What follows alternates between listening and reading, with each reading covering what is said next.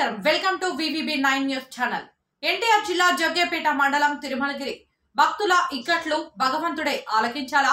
Jaggepeta reporter భక్తుల పట్ల ఇంత నిర్లక్ష్యం వహించడం ఆలయ ఈవో మరియు సిబ్బందికి తగునా? అంటే వాళ్లే గుడికొస్తారు పోతారు, మాకేం కాదులే అనుకుంటున్నారా?